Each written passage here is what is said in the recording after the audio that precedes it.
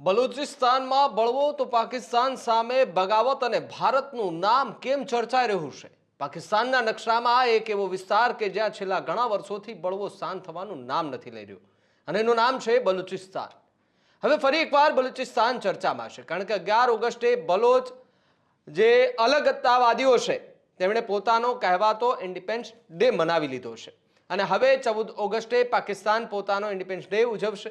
તે પહેલા BLA એટલે કે બલુચિસ્તાનના જે લોકો છે તેમણે પાકિસ્તાનના ઇન્ડિપેન્ડન્સ ડેને બ્લેક ડે તરીકે મનાવવાની હાકલ કરી છે. એટલું જ નથી, 12 ઓગસ્ટે બલુચિસ્તાનના જે સુરાબમાં પાકિસ્તાની સુરક્ષા દળોએ જે મોટું ઓપરેશન હાથ ધર્યું હતું, જે ઘટનામાં પાકિસ્તાની સેનાના જણાવ્યા પ્રમાણે 18 જેટલા બળવાખોરો માર્યા ગયા હશે, 3 જેટલા નાગરિકોના પણ મોત થયા હશે. જો કે આંકડા પાકિસ્તાની સૈન્યના દાવાઓ પ્રમાણેના છે. સવાલ એ છે કે બલુચિસ્તાનમાં ખરેખર શું ચાલી રહ્યું છે? બલોચ લોકો પાકિસ્તાનથી અલગ દેશ કેમ માંગી રહ્યા છે? અને સૌથી મોટો સવાલ, આ આખી લડાઈમાં ભારતનું નામ વારંવાર કેમ આવે છે? શું આ માત્ર પાકિસ્તાનની આંતરિક સમસ્યા છે કે પછી તેની પાછળ ચીન, CPEC, ગ્વાદર અને ભારતની વ્યૂહાત્મક ગણતરીઓ પણ જોડાયેલી છે? તો ચાલો સમજીએ આજે આખો આ મામલો કે કેમ બલુચિસ્તાન કે જેની અંદર ભડકેલી આગ ક્યાં સુધી પહોંચશે.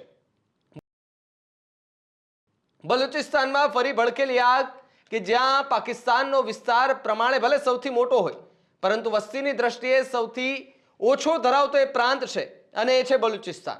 અહીં લાંબા સમયથી બલોચ રાષ્ટ્રવાદી અને અલગતાવાદી જૂથો પાકિસ્તાની સરકાર અને સુરક્ષા દળો સામે સંઘર્ષ કરી રહ્યા છે. આ સંઘર્ષમાં BLA એટલે કે જે બલોચ આર્મી છે એ સૌથી ચર્ચિત સંગઠનોમાં જે સંગઠનો છે ત્યાંના એમાંનું એક સંગઠન છે. 2026ની શરૂઆતમાં પણ બલુચિસ્તાનમાં અનેક સંકલિત હુમલાઓ થયા અને પાકિસ્તાનની સુરક્ષા દળોએ મોટા પાયે કાઉન્ટર ઓપરેશન હાથ ધર્યા હતા. હવે ઓગસ્ટમાં ફરી તણાવ વધી રહ્યો છે.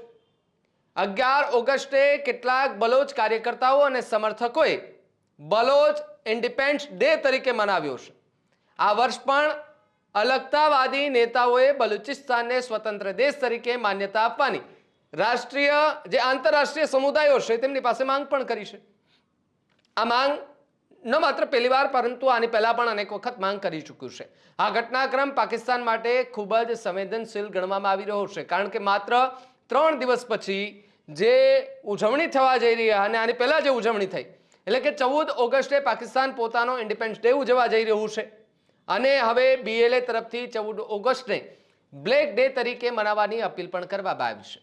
એટલે પાકિસ્તાનના ઇન્ડિપેન્ડન્સ ડે પહેલા જ બલુચિસ્તાનમાંથી જે અલગતાવાદનો સંદેશો પણ અપાવી દેવામાં આવ્યો.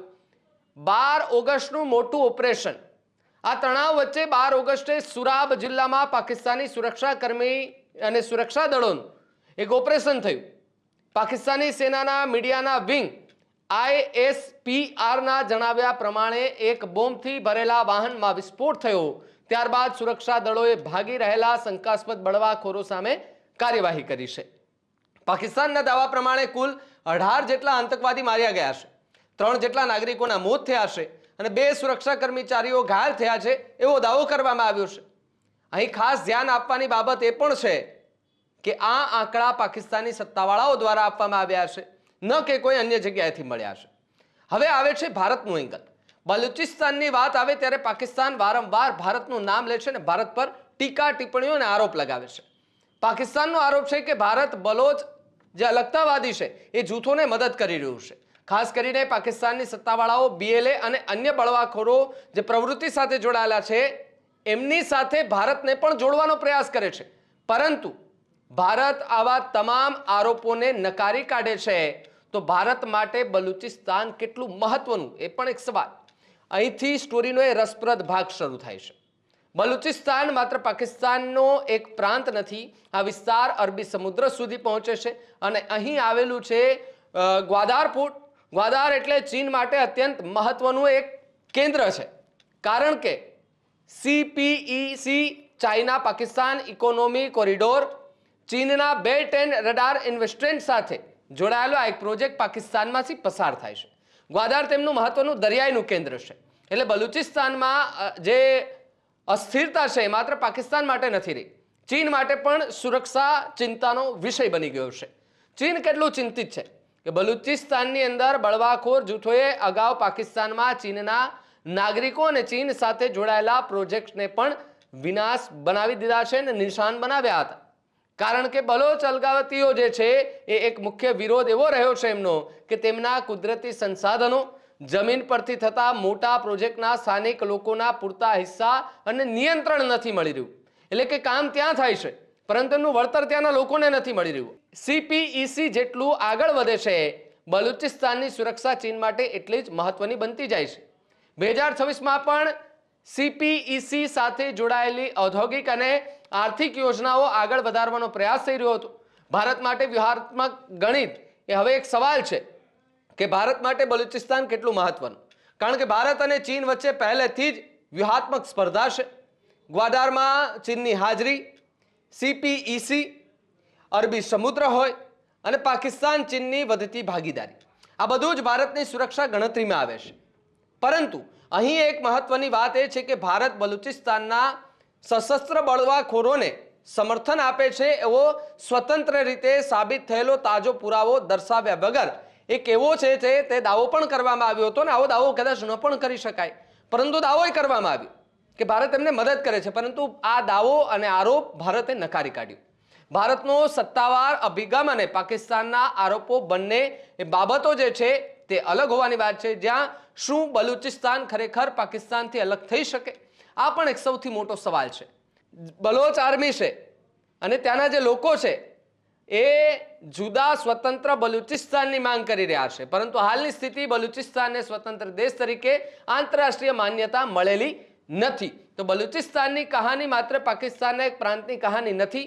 આ કહાનીમાં છે, આ કહાની જે આપણે સાંભળી તમે, આ કહાનીની અંદર છે અલગતાવાદ, પાકિસ્તાની સેના, BLA, ચીન, સાથે જ CPEC, ગ્વાદાર અને ભારતનું વ્યૂહાત્મક ગણિત.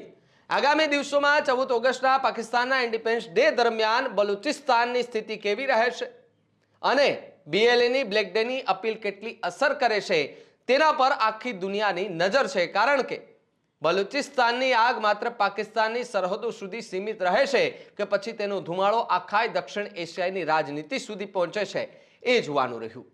ખેડૂત ભાઈઓ છે ખેતરમાં ડ્રોન ઉડાવતા હોય છે ત્યારે આપણે એક પ્રશ્ન સતાવતો હોય છે કે જે આપણે અત્યાર સુધી GPS ટેકનોલોજી વાળા ડ્રોન વાપર્યા છે, જેથી કરીને મોબાઈલ ટાવર છે અથવા તો હાઈ ટેન્શન લાઇન પસાર થતી હોય, કોઈ વૃક્ષો હોય, ત્યારે જે GPS ટેકનોલોજી વાળા ડ્રોન છે એમાં ટકરાય અને ટ્રેસ થાય છે.